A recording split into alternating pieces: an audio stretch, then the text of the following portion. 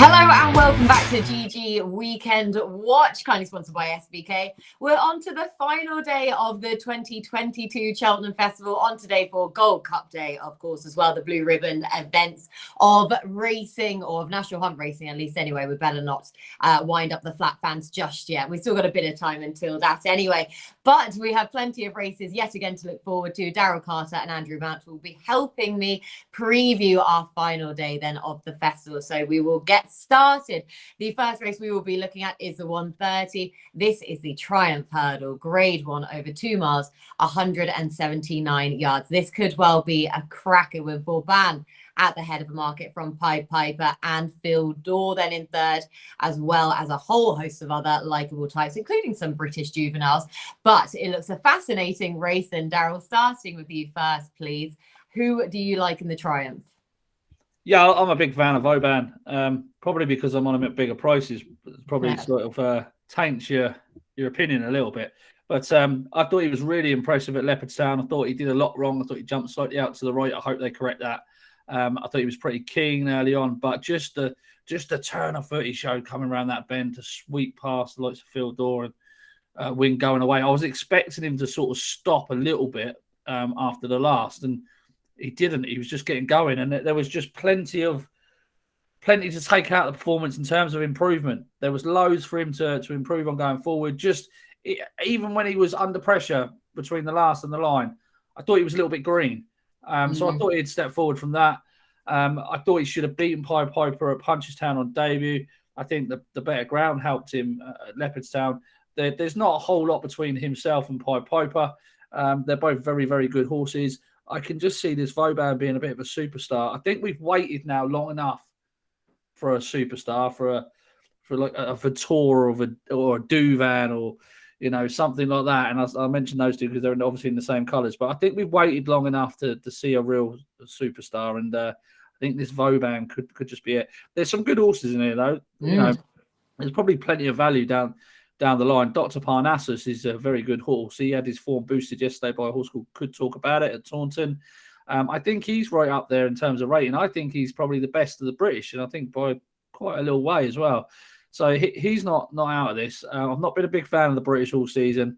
And who's the other one? Illet Tomps, who ran a blinder for his first start in a Grade 1 Spring Juvenile. Unlike Woody Mullins, I guess, to throw a horse straight in like that on debut, first start for a year, nearly a year.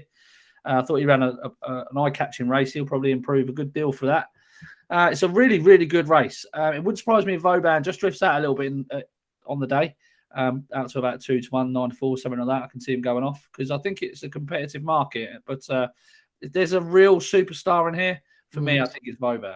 Yeah, this is a really likeable Triumph, I think, Andrew, and Daryl makes a very strong case for Vauban that he may well be a bit of a freak than himself. But who do you see winning the Triumph? Yeah, I'm in the Vauban camp as well. I was impressed that he could go from being beaten in a maiden hurdle to winning a Grade 1. I know he jumped out to his right slightly, but he does look, like Daryl said, a potential Duvan or Vautour. I preferred him to Pied Piper. I thought might have been flattered by coming late and wide round the outside when winning here on Trials Day, although did do that very impressively. Again, I won't be back playing at that end of the market. I'll be looking at some of the bigger price ones. If Intern to Civiler runs here instead of in the Boodles, then I'll probably chuck a couple of quid each way at him. When he ran behind Pied Piper on Trials Day, he raced around the inside of the track, which was not the place to be. And he's then come out and would have won at Fontville, I think it was, or Plumpton, but made a complete haulix of the last. So yeah, 40-1, maybe he could sneak into the frame. And St. Riquier as well for Ian Williams.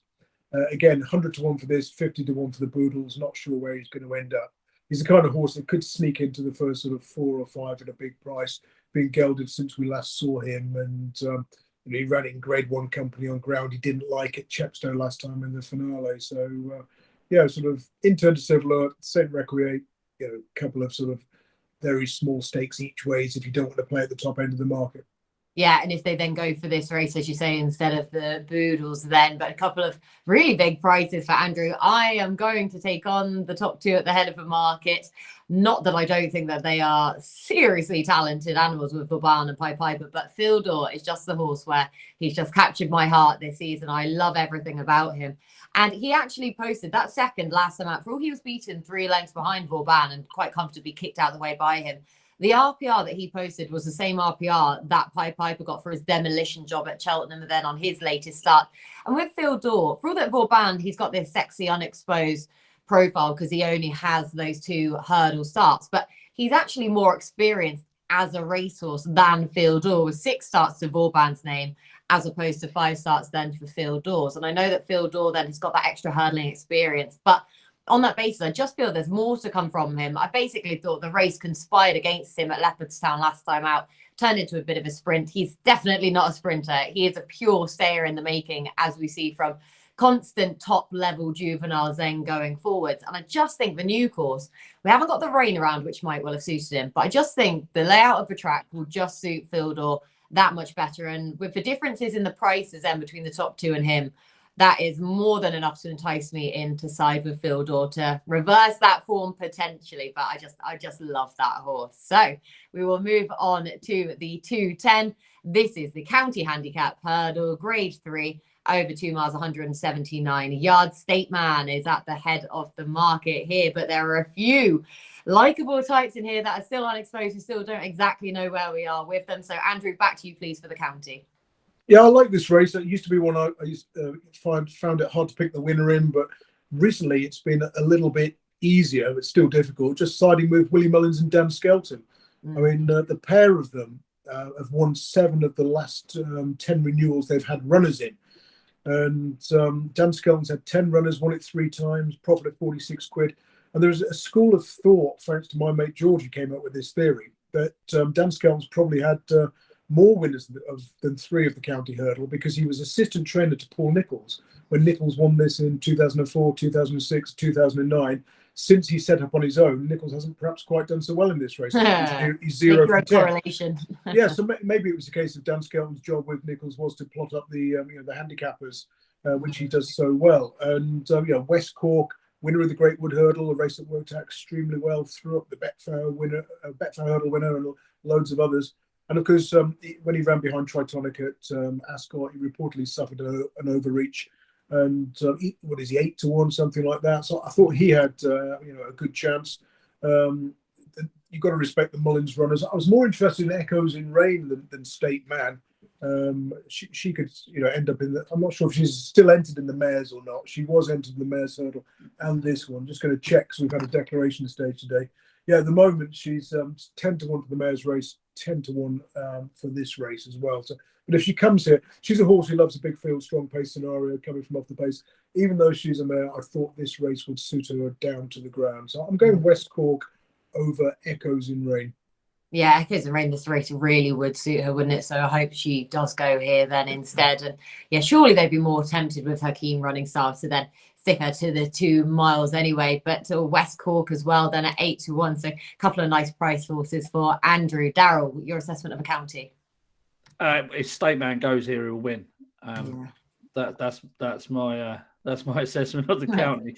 I think he's been a bit supported this morning for this race. I suspect Willie Mullins will just leave him in everything like he has done all week with the declarations tomorrow. But I'd really fancy him if he ran in this. I think he'll be better in time over 2.5 miles. But I just really, it's been driving me mad, in all honesty, where this horse is bloody going to go. Yeah. I've backed him for nearly everything other than this bloody county. So I'm considering I'm considering backing him for this. God, I'm a terrible investor. Outside of him, I liked West Cork. I like the Great Wood form. It's the typical horse that is drifted a little bit in the market just on recency bias. This has always been the plan with this horse, West Cork. Obviously, the Ascot run, he was not given a hard time at all, was he? And he suffered an overreach injury, but how many times they've suffered overreach injuries this year? Dan Skelton's team are. God, failed to remember. But I just thought it was a real good performance in the Greatwood. It's worked out remarkably well. It's probably one of the strongest pieces of 2 mile handicap form of the entire season. So I quite like him. But this is again same as the Coral Cup. I kind of need this to cut up, and I need to see what's actually running and what's not. Yeah, that's it, isn't it? Yeah, we just need to get more of a handle on this, really, to really get a proper grasp of the race. But for what it's worth, if Top Bandit does go here, he was a horse I really liked. Lovely racing, 139. It's a positive to have won your latest start. That's exactly what he's done. And for all that he has those string of ones, I just think he's improving the whole while. Then he's also a hold-up performer, which I'm expecting to be a positive yet again then for the county, of course, when we know more of the layout of the race, but normally you expect him to go hard on the front end then. And he's been given a good freshen up with this looking like it has been his plan the whole while. So, yeah, a few differing opinions there, but we'll get a better handle on the race as we go through the week then. The 250, this is the Albert Bartlett Novices Hurdle, Grade 1 then over 2 miles, 7 furlongs, 213 yards. Now, again, pretty open. We've got the confirmation that Hillcrest does go here now, so that's going to be fascinating for Henry Daly and his team should he run well then. But it is Ginto that currently heads the market. So, Daryl, opinions on the Albert Bartlett? Yeah, I really like Hillcrest for it. I think I don't think the Irish have got a real strong hand in this, other than the Ginto probably towards the top of the market, so he's the correct favourite. But I just think Hillcrest is a bit of a monster. Andrew's been a fan of him all year. It's taken me a lot longer to warm to him, but that Haydock performance last time was just incredible, really. Just brushed off Greenbrook, broke his heart. He ran the final 2 furlongs, I think, faster than Porticello did over 2 miles that day. It's just a hell of a performance from him. He's just a beast. He's proven he handles any ground conditions. He's proven he handles the track. He's literally open to further improvement on what he's done all season over this 3 mile trip. I think he'll be ridden very prominently. I think he could be very hard to pass. I like him quite a lot for this. Yeah, all he has to do is to make him hard to pass is just to step in the way, and then they have to go around the houses to actually get around him, an extra furlong, and to get around the sides of Hillcrest's backside. So, yeah, Hillcrest, I love him as well, Daryl. Andrew, do you also love Hillcrest, or are you looking elsewhere? Well, the biggest danger to Hillcrest is that I might back him, because last time I did, he unseated. That was same. So don't worry, you're not the only one to blame. Yeah, I hope it's not detrimental to his future career that he's running in what can be a very, very tough race. Because I think Henry Daly was favouring skipping Cheltenham altogether and going to Aintree at one stage. But it's going to be great to see him run here. And, 2 at the head of the market now. Hillcrest and Ginto has been very well backed into about 5-2 at the time of recording. 4 from 4 left-handed since tasting defeat on his rules debut. I mean, the obvious thing at the back of your mind is a bit like the Fred Winter. You look at the roll of honour in this race. In the last 8 years, we've had 50-1, couple of 33s, 16s, 14s. Haven't had a favourite since at Fisher's Cross in 2013. So it doesn't always go, rarely goes according to the market. I'll throw in a funny one to the mix, which is Henn C for Willie Mullins, which was put up by Danny Mullins at one of the preview nights that I did. And this one's only won a maiden hurdle since joining Willie Mullins. But it wouldn't totally surprised to see something come completely out of the blue and upset the principles. But I'll go Hillcrest over Ginto, but just with a bit of a proviso about the shocks we've had in this race over the years. Yeah, Hensey, he's 2 miles, being run over 2 miles, so that'll be wild. Well, 2 mile, 1.5 furlongs out of Toy on his second ever start. So what a curveball to throw into the mix then. But yeah, just do be wary then of the market in the Albert Bartlett, as history would tell us. So we move on then to the big one. The best race of the entire week, supposedly. The 3:30. This is the Boodles Cheltenham Gold Cup Chase, Grade 1, as we know, over 3 mile, 2 furlongs and 70 yards. This is ultra competitive, really, isn't it? So, Andrew, I'll head back to you, please, for the Gold Cup. Yeah, what a wonderful race. And we discussed conflated when we were talking about the Ryanair. Looks like he's going for that race now. And you wonder how much of that is Gordon Elliott also saying that you can't beat Galvin. I mean, at the prices I'm looking at, it's joint favourites now, Galvin and A Plutard. But A Plutard second last year, Was it a case of not staying? Was it a case of perhaps being ridden a bit more conservatively, thinking, you know, they weren't sure about his stamina, but they are now. Very impressive, of course, in the Betfair chase. But he's had 10 runs left-handed at Plutard, 5 wins, 5 places. In terms of sticking one in your play spot, he's rock solid. Whether you want to back him at 7-2, having been beaten in the race the year before, you know, is questionable. Galvin, I mean, a great horse, and stepped up to 3 miles or further. Was it 4 wins and a 3/4 of a length second to Frodon at Down Royal? Again, he's solid. He's very hard to crab, but you know, at the price in the competitive race, 7-2 doesn't excite. Minella Indo is a spring horse. Will he leave behind what he's done so far this season now that he turns up at Cheltenham in March?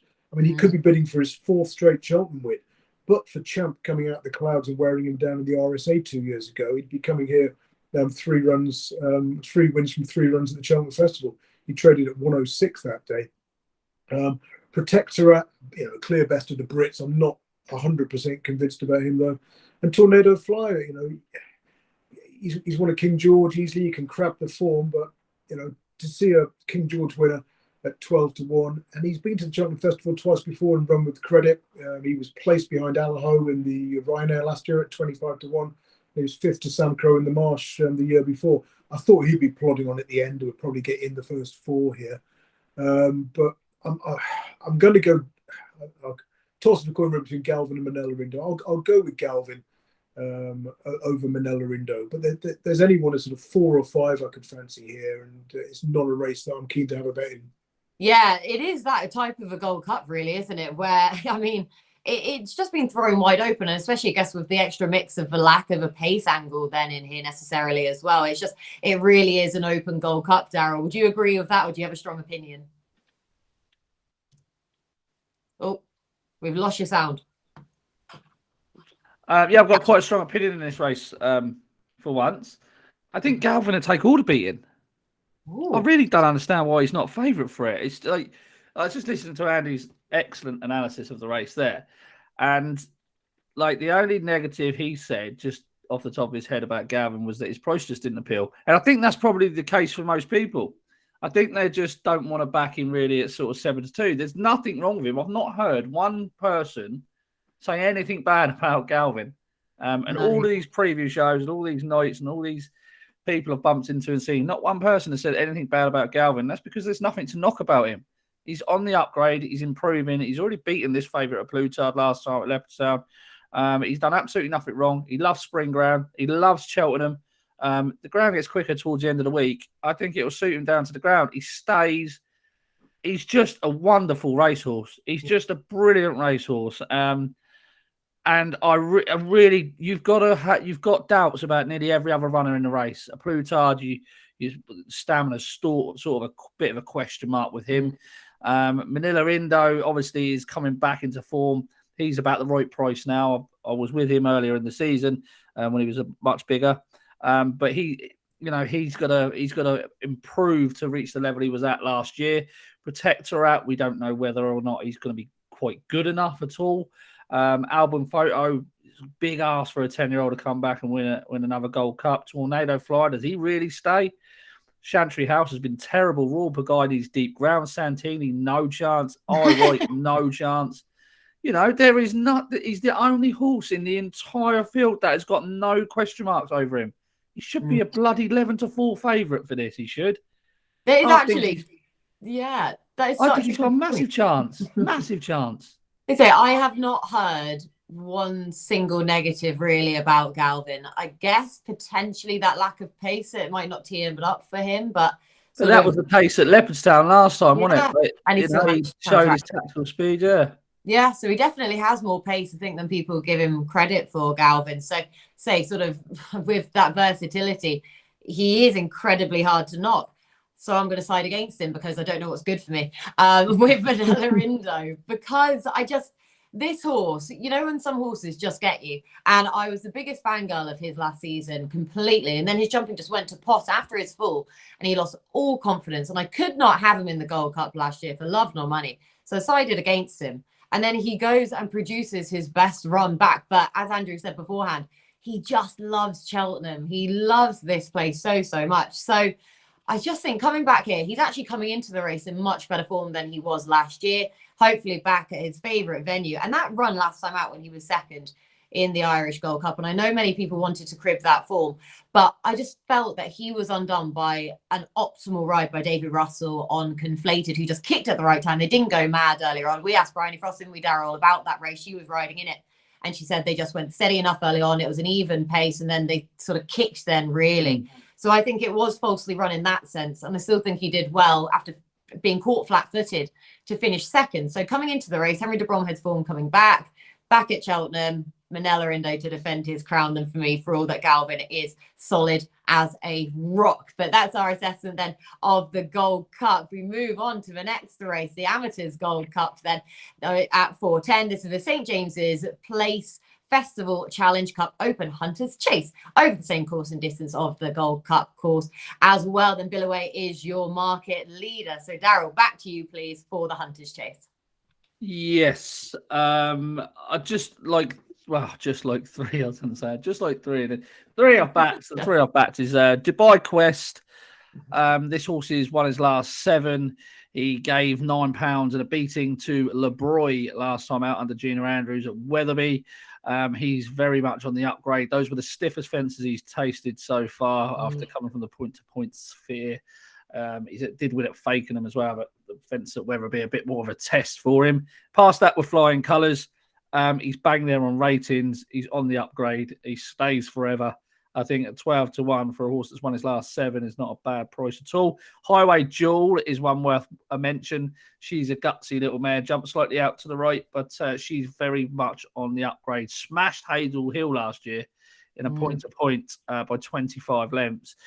She's a really nice improving mare. If she goes here, she'll have a cracking chance, and she's already won at the track in April last year, and then just won at a massive price, which is a horse called Rewrite the Rules. Was 200-1, but is now 66-1, and quite rightly so. This horse has gone off the ball a little bit the last couple of runs, but when with Shark Hanlon last year was quite progressive. It was only beaten 5 lengths by a wing leader in a race at Listerwell, where it was just really steadily run. He was held up at the rear of the field, and then he came fast and late. But it just didn't suit his hold-up position. He's got form with the likes of Alpha Male, Stake and Wallace, and a few other horses. And if you go back and watch his run at Aintree last April, he travelled really well through the Foxhunters there.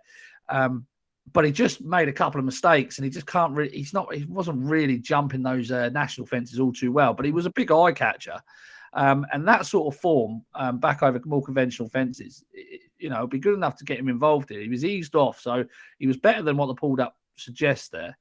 He's a 66-1 chance, and I don't think you got to make much more of a case than that for him. But he might not go, but I think he'd probably be worth a couple of quid if he goes here. Yeah. Oh, well, in this race after the Gold Cup, then sure you may as well stick a few quid on something at a huge price then. So rewrite the rules.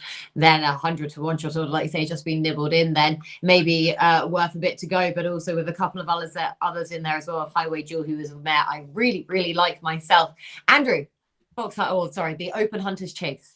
Yeah, no strong opinion. I thought Winged Leader might be able to confirm the form with Billaway, having beaten that one last time out. They said they campaigned him differently this season, deliberately keeping him fresh for the spring festivals. After that win, his trainer did say he was probably more of an entry horse than Cheltenham, but he'll have an entry at Cheltenham. And I think if he does come here, then was he 11-2 second favourite, with Billaway having been beaten twice in the race previously, but favourite around 11-4. I thought winged value at 11-2 was probably the value to finish in front of him. Maybe you just want to look at that pair in a match bet. Oh, interesting then. Yeah, for a match bet then between the pair of those two. I'm surprised neither of you two are confident over Maxwell, Mr. Maxwell, getting into the winners' enclosure finally. Which one they're going to run? I'd say Bob and Co. Yeah, Bob and Co. So Daryl, you would have heard that last night, would you? That I think Cat Tiger, is it Cat Tiger, the other one in there, isn't it? Yeah. He's going Give me yours. Yeah, and Shantou Flyer as well. Yes, yeah, I'd say Bob and Co is their leading hope, though, and he just looks as though he's been perfectly laid out for this event. I know that he unseated in this race last year. That was under Sean Bowen. He gets the Maxwell back on board this time around, so a completely different entity. And coming into the Foxhunters on the back of one start this season is a positive. On the Fringe did it in 2016. Pasha de Polder did it in both 2017 and 2018 for Paul Nichols, of course, as well, the same trainer as Bob and Co. Hazel Hills, who did it 2019. Porlock Bay came into the race last year on the back of one start. So the horses that tick that box, Shantou Flyer, Bob and Co, Highway Jewel. So for that reason, and that's what I say about Highway Jewel, but Bob and Co, I think he's been planned out for this. Paul Nichols did nominate him as one of his best chances of the week. Maybe not saying that much, but anyway, David Maxwell then for all of the glory at the Cheltenham Festival for me. The next race is the 450. This is the Mrs. Paddy Power Mares Chase, the Grade 2 over 2 mile 4 furlongs, 127 yards. Ellie May currently heads the betting. So Andrew, Mares Chase, who wins? Probably Ellie May. The betting suggests that the Glancing Queen is not going to run here. Real shame because she's had 7 runs against her own sex, 6 wins and a 5th in the Dawn Run last year, doing best of the British trained runners. I thought, you get 8 runners and 10 to 1 about the Glancing Queen. She was a great each way bet, but that doesn't look like it's going to happen. I mean, Ellie, when I first looked at this race a few weeks ago, Ellie May was out to 6 to 1, but she's right back into favouritism now. Very close second last year behind Cole Reevy. And of course, Cole Reevy jumped out to her right, intimidated her. She was on the outside of that one. I think we've all mentioned previously, various previews, if Mark Walsh could have done his time again, he'd have wanted to be on the inside. And I've watched that race back several times. And like once he realised, I think he was trying to, but there just wasn't the opportunity because he'd have had to take a pull and, lose valuable ground by doing it when he kind of realised what was happening. Could argue that he should have realised long before then anyway. But either way, she's going to run a big race. Mount Hyde is a tricky one. I mean, she came from the clouds to win the Kim Muir, jumped out to her right, the Gold Cup course and distance, and now she's running over an extended 2.5. The trip's on the short side. It's the wrong way round, but she's clearly very talented. And bar a fall, she's going to run a race, isn't she? And if she's in contention and coming more towards the near side in the straight, you wouldn't be surprised to see her straighten up and and win going away. Constitution, I'm not convinced is as good over fences as she is over hurdles. She's still prominent in the betting as well for the mare's hurdle, so she could revert. And if the Glancing Queen doesn't run, Zambella might run a race for Nigel Twiston Davis. Was still in contention in 5th place and not out of it when falling in this race last year. Since then, I think she's had 6 runs, 3 defeats over 2 miles, 3 miles, 3 runs over 2.5 or trips thereabout, and she's won every one. So I thought Zambella, in the absence of the Glancing Queen, could be the each way call. But of those at the head of the betting, I'll go with Ellie May just because of the worry for the track from Mount Ida. Yeah, Mount Ida is just stuck between a bit of a rock and a hard place, really, in that sense, isn't she? But Ellie May for the win. But if the Glancing Queen doesn't go, Zambella represents the each way value for Andrew. Daryl, Mares Chase, please. Completely agree with Andrew. Everything he's just said. Completely agree. Clip that out, please. We'll get that clipped up. Yeah, it's a rarity. Yeah, exactly. I'm going to get that on a T-shirt. with 130 on the back of the T-shirt. But he's bang right. He's absolutely right.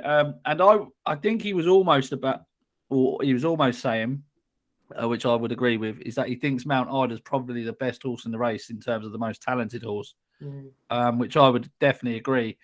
I think she is better than Ellie May, but I just, like I said before, I just think that jump. I mean, they said that she had back issues when she was jumping out to the right in the Kim Muir. Well, she was doing it at Ferry House last time. I know she beat Ellie May there on that right-handed track, but she was doing it there, and she just won't get away with it over this shorter trip. I wouldn't have thought. The Kim Muir, they was going slow enough for her to get away with it, and it was a remarkable performance. Do you know what? She should be running in the Gold Cup, really. I think. I know they're going for the national, I think, aren't they?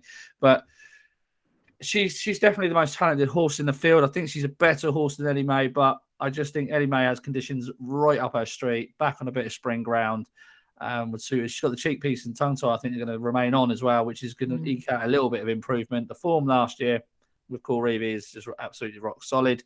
and she has absolutely no problem with the course and distance. So yeah, and in terms of Concertista, I think she's worse over fences than she was over hurdles. So I don't think she's quite the same horse. So yeah, Ellie May for me. Oh, yes. So that's unanimous then for Ellie May for the win, with conditions and all variables hopefully to suit her. Now, our final race then of the festival, final race of our day 4 preview is the 5:30. This is the Martin Pipe Conditional Jockeys Handicap Hurdle over 2 mile 4 furlongs, where again we've discussed a lot of these horses in the Coral Cup then previously, but plenty then still obviously in the Martin Pipe itself. Wide open yet again. Daryl, back to you please for the Martin Pipe. Yeah, there's only 2 horses that interest me in this entire lot, Langadan and State Man. So I think it's completely between the 2. Langadan has had some very lenient handicapping for that Gone the season. British handicapper this season. Yeah, from the Taunton run, dropped 3 pounds. Yeah. That was just remarkable. He literally was not even given a ride by Lorcan Williams. It was literally what it was. Even Timeform said that it was a pipe opener, if you like. Look, he did remarkably well last year. It wasn't a furiously run race in the Martin Pipe last year. The likes of What's Up With You, Fleur, were all ridden fairly prominently. Leonardo Cavallo, Dallas DePinto, all ridden prominently. He did the best of those from the rear of the field. He was hung right out the back. He had to weave in and out of horses to get to Galopin Des Champs, and he just used too much petrol up to beat that horse who's obviously gone on and done wonders, dual grade 1 winner now. They pulled miles clear of the field that day. That was off a mark of 135. He's going to arrive off a mark of 137. He's going to take a world of beating, I can tell you that much, before he gets a clear round. State Man, obviously, I've liked this horse for God knows how long. It feels like forever now. But there was just something in his run at Limerick that I just saw, and I just thought, that's a very bloody good horse. And he was travelling extremely well when he fell at Leopardstown in a race that recorded a good time figure and has worked out well since. He's completely unexposed. Obviously, a mark of 141 is definitely not going to be his limit. That's for sure. I would back it. I would back him for the Ballymore to go and win the Ballymore if I thought he was going there. Well, I have. If I thought he was going there, I'd back him again. So for that, he must be a 150 plus horse. So he's got to have a good bit in hand here. I'm going to play the forecast if they both go here. I'm going to play them. I've played them both as much as I can play them, I think, at this stage. And I don't want to even look at any other horse in the race, in all honesty. No, between those top 2, like say, State Man, you're back for every race almost. You just need to complete it there. But I remember you saying earlier on in the season that basically if he hadn't have fallen at Leopardstown, you think he may well have worked up into being one of the graded novice hurdle entrants then for the Mullins team, which makes this mark look very feasible. So State Man and Langadan then for Daryl. Andrew, where do you look? Tricky one, as you'd expect. Interesting stats regarding horses who prepped in Handicap Company. 3 from 183 in the course of this race. Massive loss of 130 quid to a £1 stake. Expected winners was over 7. In the last 5 years, those who ran in the handicap last time, 0 from 60. So that would be a worry. Langadang, assumingly running in the Imperial Cup this weekend. I thought Gordon Elliott had a strong hand. He's got Hollow Games, Queensbrook, O'Fleuron. You could just back any horse who finished in the top 3 in a graded race last time out and make money in this race. And so Hollow Games was 3rd in Grade 1 company last time out. And that certainly marks her down as one that would certainly be a statistical qualifier. Queensbrook, so same colours as is O'Fleuron. O'Fleuron was only 3rd in a listed race last time out, not a Grade 1 race, but at 20 to 1. I'll just make that one the tentative pick. But again, it's one of these races I want to do more work on. Once we know the going, the final makeup of the field, the likely pace scenario. And Don Levant, worth a favourable mention for the home side as well. We mentioned him prior to the Coral Cup. He was 8th in that race last year. If we're dishing out T-shirts, he should have one saying "kept on, not pace to challenge." Because wherever he runs, that seems to be the way he finishes. And catchy. If he runs here, he could stay on, into the top half dozen, which doesn't sound great. But bear in mind, you're going to get 6 places, I imagine, with some firms. 33 to 1 wouldn't be the worst each way stab in the world. Yeah, that's it. Yeah, get that horse a t-shirt. But yeah, O'Fleuron 20-1 looks a good shout as well then. But yeah, we really do need to have a few more days and to properly get any sort of a makeup really of this race, such as the nature of the Martin Pipe then being the last race on the Friday. So naps for day 4. Andrew, I'll go back to you please with your nap. Very good question. I'm going to go with Galvin now, the Gold Cup. I said no. I'll go West Cork in the county hurdle. West Cork in the county. Daryl, was that just to wind you up, or are you siding with Galvin? Well, we bloody Langadan or State Man weren't in the race. I could nap one of them. Yeah, I'm gonna nap the reverse forecast Langadan and Statement. Oh, imagine that if that comes in the last race. Goodness me, yeah. With those two, or if one or the other goes, then the nap will land on either one of those two. Yeah. My nap's going to be Bob and Co. Go on then, why not? For David and Maxwell in the Hunters chase, therefore. Outsider of the day, Daryl? Oh, come back to me. Andrew? I'll go with that Henn, the one that I mentioned for the Albert Bartlett. Yeah, not my work. It was just what I heard via Danny Mullins at the preview night. Yeah, that is really left field then for him at a huge price. Then if he takes that step up in trip for Hensey, I feel like I'm really copping out of these outsiders. I haven't put up one outsider yet. I've put up horses that are at each way price just about. So I'm apologies for that. I fully accept it that this is proper scumbag outsider bets, but I'll go FIL DOR in the Triumph then to reverse. Is your outsider second favourite? Proper scummy little outsider that. Give me the extra one. Give me the extra place there. Third favourite. Thank you very much. So yes, Daryl, outsider, proper outsider, please. Proper outsider. Rewrite the rules. 66-1 in the Foxhunters. Oh, good. Oh, see, you completely come through there and blow mine out of the water yet again. But that's why the pair of you two are the tipsters, and I'm just here to guide us through these races. So that's us all covered then. All of the races of the Cheltenham Festival in 4 different shows, all 4 days. Thank you so much to the lads for all of their hard work, all of the team behind the camera as well for all of their hard work. The graphics, they're going to have to get sorted out. Have a wonderful Cheltenham. Please do remember to gamble responsibly throughout. Thank you to our sponsors, SBK, of course, and have a fantastic week.